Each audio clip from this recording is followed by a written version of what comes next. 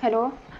पिछले क्लास में हम लोग पढ़े थे कि सॉलिड से लिक्विड में कन्वर्ट होने को क्या बोलते हैं, मेल्टिंग पॉइंट क्या होता है और लेटेंट हीट ऑफ फ्यूजन क्या होता है, मेल्टिंग या फ्यूजन क्या होता है। ओके, आज की क्लास में हम लोग पढ़ेंगे कि लिक्विड से गैस में कन्वर्ट होने को क्या कहते हैं और बॉइलिंग पॉइंट क्या होता है और लेटेंट हीट ऑफ वेपोराइजेशन क्या होता है। ओके, लिक्विड से गैस में कन्वर्ट कब होता है? जब हम लोग हीट सप्लाई करते हैं, ऑन हीटिंग। इसको क्या बोलते हैं? बॉयलिंग या वेपोराइजेशन बोलते हैं। ओके, फिर गैस से लिक्विड कैसे बनता है? जब इसको हम कम टेम्परेचर सप्लाई करते हैं, जितना पर गैस बना, गैस जितना टेम्परेचर पे है उससे भी यदि कम टेम्परेचर पे ले जाएंगे तो वो अगेन क्या हो जाएगा? लिक्विड बन जाएगा, कंडेंस हो जाएगा। ओके, तो ऑन कूलिंग मतलब टेम्परेचर कम दिए मतलब कूल किए। ओके, तो कूलिंग करने पर क्या हो जाएगा? कंडेंसेशन हो जाएगा और लिक्विड को फिर कंडेंस करेंगे तो कंडेंस करने के बाद ये सॉलिड में कन्वर्ट हो जाएगा। ओके, तो यहाँ हम लोग बॉइलिंग या वेपोराइजेशन के बारे में मेनली पढ़ेंगे। ओके, लिखेंगे when we supply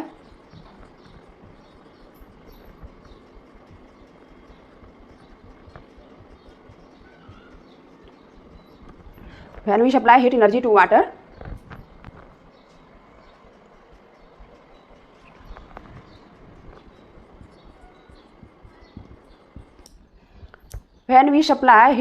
to water, particles start moving even faster. जब हम वाटर को हीट एनर्जी सप्लाई करते हैं तो पार्टिकल के बीच का फोर्स ऑफ अट्रैक्शन जो है वो और कम हो जाता है। सॉलिड से लिक्विड होने में थोड़ा कम हुआ था और लिक्विड से गैस में कन्वर्ट करने के लिए जब और हीट एनर्जी सप्लाई किए तो उसका पार्टिकल के बीच का फोर्स ऑफ अट्रैक्शन और ज़्यादा कम हो गया और पार्टिकल जो है और फास्ट मूव करने लग गया। वही इसमें लिखा गया है।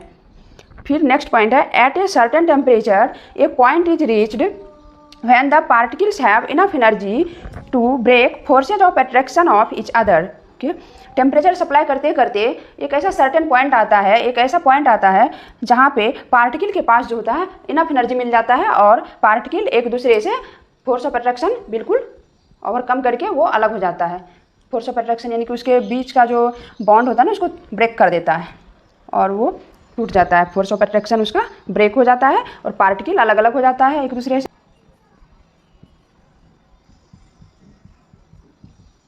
पार्टिकल क्या होता है? एक दूसरे से फ्री हो जाता है। जब फोर्स ऑफ अट्रैक्शन ही खत्म हो गया, ब्रेक हो गया, तो पार्टिकल एक दूसरे से फ्री हो जाएगा। And particles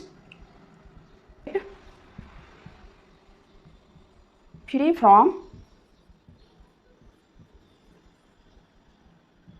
each other. जब टेम्परेचर सप्लाई करते करते एक ऐसा पॉइंट आता है जहाँ पे पार्टिकल को इनफ एनर्जी मिल जाता है और पार्टिकल के बीच का फोर्स ऑफ अट्रैक्शन क्या होता है? ब्रेक हो जाता है, जिसके कारण particle get free from each other. Particle एक दूसरे से फ्री हो जाता है। एट दिस टेम्परेचर, जिस टेम्परेचर पे पार्टिकल का फोर्स ऑफ अट्रैक्शन ब्रेक हो जाता है उस टेम्परेचर पे क्या होता है? लिक्विड गैस में कन्वर्ट होना स्टार्ट हो जाता है। At this temperature the liquid starts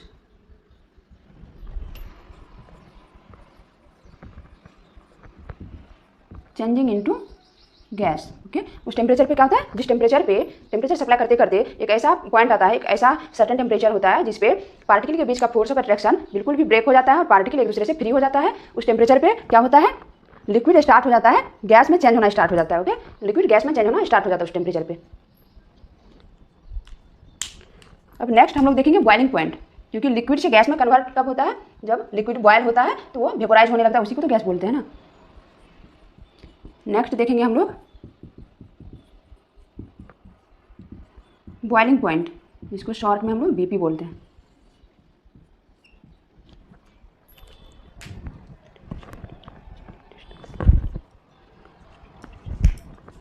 लिखेंगे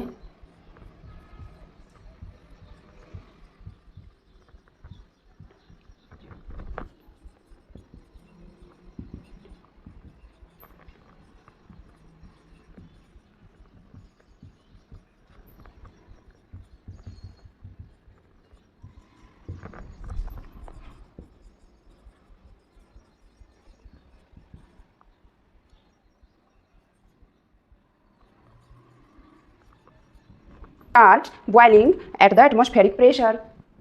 एटमॉस्फेरिक प्रेशर पर जो सी लेवल का एयर प्रेशर होता है ना उसी को एटमॉस्फेरिक प्रेशर बोलते हैं। उसको नॉर्मल प्रेशर भी बोलते हैं, normal atmospheric pressure.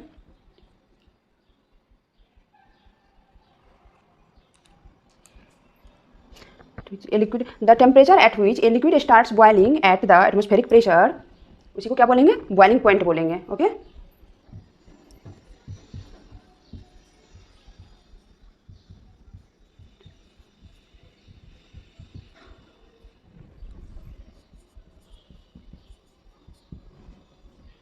Boiling point किसको बोलेंगे, the temperature at which a liquid starts boiling at the atmospheric pressure is known as its boiling point. Okay, atmospheric pressure पर वैसा टेम्परेचर जिस टेम्परेचर पे कोई भी लिक्विड बॉयल होना स्टार्ट हो जाता है उसी को क्या बोलेंगे, उसका बॉइलिंग पॉइंट बोलेंगे। ओके, जिस टेम्परेचर पे सॉलिड मेल्ट होना स्टार्ट हुआ था उसको मेल्टिंग पॉइंट बोले थे एटमॉस्फेरिक प्रेशर पे, और जिस टेम्परेचर पे लिक्विड बॉयल होना स्टार्ट होगा एटमॉस्फेरिक प्रेशर पे, ओके, उसको क्या बोलेंगे, उसका बॉइलिंग पॉइंट बोलेंगे।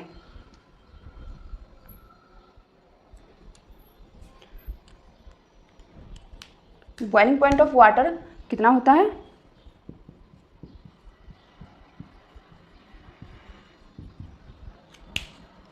ये होता है 100 डिग्री सेल्सियस। जब वाटर को आप 100 डिग्री सेल्सियस तक टेम्परेचर देंगे बॉयल करते करते, वो क्या होता है, स्टीम बनने लग जाता है। 100 से जैसे ही ज़्यादा होगा तो वो पूरा का पूरा धीरे धीरे करके वेपर बन जाएगा, स्टीम बन जाएगा, जिसको गैस बोलते हैं।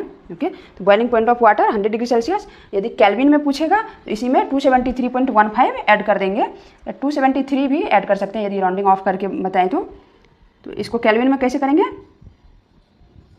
100 प्लस 273.15 नहीं भी लिखेंगे तो राउंडिंग ऑफ करके 273 ही यूज होता है, जो आगे 11-12 में 273 ही ज़्यादातर लिया जाता है। 100 प्लस 273 तो ये हो गया 373, ये अब केल्विन में आ गया। ओके, के से केल्विन, केल्विन के से डिनोट करते हैं। ये केल्विन क्या होता है, टेम्परेचर का एसआई यूनिट होता है।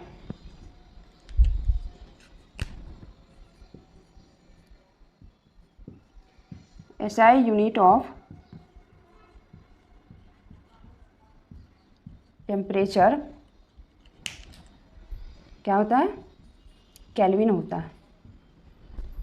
टेम्परेचर का एसआई यूनिट केल्विन होता है, इसीलिए डिग्री सेल्सियस में है तो उसको हम केल्विन में भी कन्वर्ट कर लेंगे, दोनों पता होना चाहिए।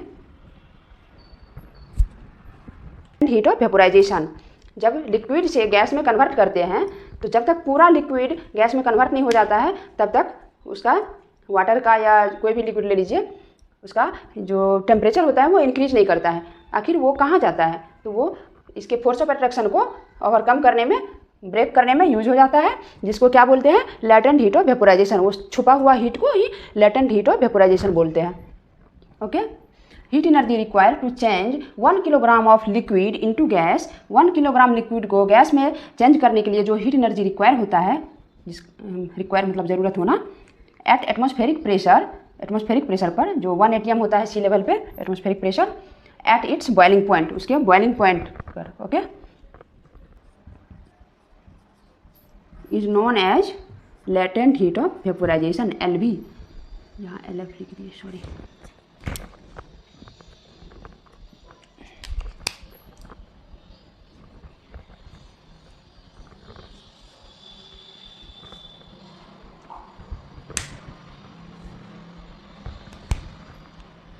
अब हम लोग नेक्स्ट जानेंगे सब्लिमेशन क्या होता है। जो सॉलिड से डायरेक्ट गैस में चेंज हो उसको सब्लिमेशन बोलते हैं। इतना ज़्यादा एकाएक हीट एनर्जी सप्लाई कर देंगे, वो धीरे धीरे हीट एनर्जी सप्लाई करेंगे तो सॉलिड से पहले लिक्विड बनेगा, लिक्विड से फिर गैस बनेगा। बट एकाएक उसको एक ही बार इतना ज़्यादा हीट एनर्जी सप्लाई कर देंगे सॉलिड को कि बीच का जो स्टेज होता है, बीच का जो स्टेट है लिक्विड, उसमें बिना कन्वर्ट हुए वो डायरेक्ट गैस में कन्वर्ट हो जाता है। सॉलिड डायरेक्ट गैस में कन्वर्ट हो जाता है बिना लिक्विड में कन्वर्ट हुए, उसी को बोलते हैं, क्या बोलते हैं, सब्लिमेशन बोलते हैं।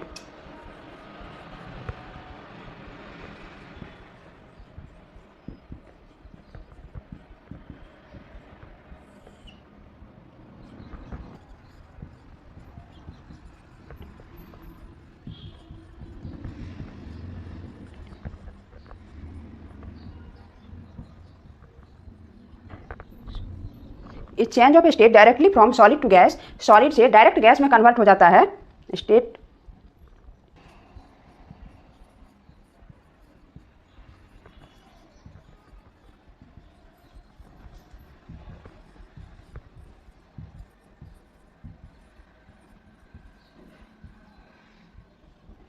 Is change of state directly from solid to gas without changing into liquid state. ये बीच का जो लिक्विड स्टेट होता है ना, इसमें चेंज हुए बिना सॉलिड से डायरेक्ट गैस में कन्वर्ट हो जाता है, तो उसको क्या बोलेंगे? सब्लिमेशन बोलेंगे। ओके,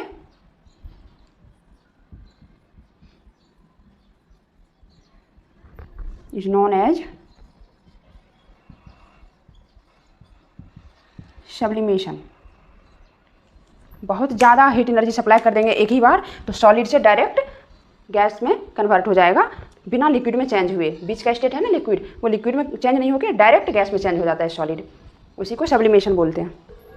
नेक्स्ट पॉइंट क्या है? डिपोजिशन।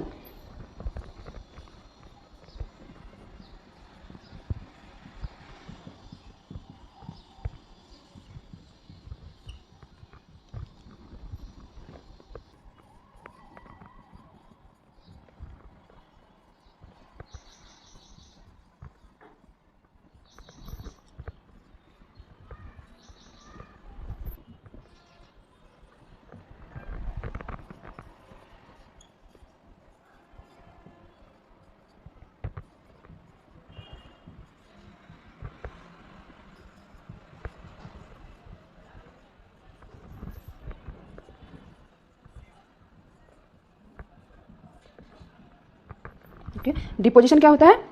जैसे सब्लिमेशन हुआ, सॉलिड से डायरेक्ट गैस में कन्वर्ट होना विदाउट चेंजिंग इनटू लिक्विड।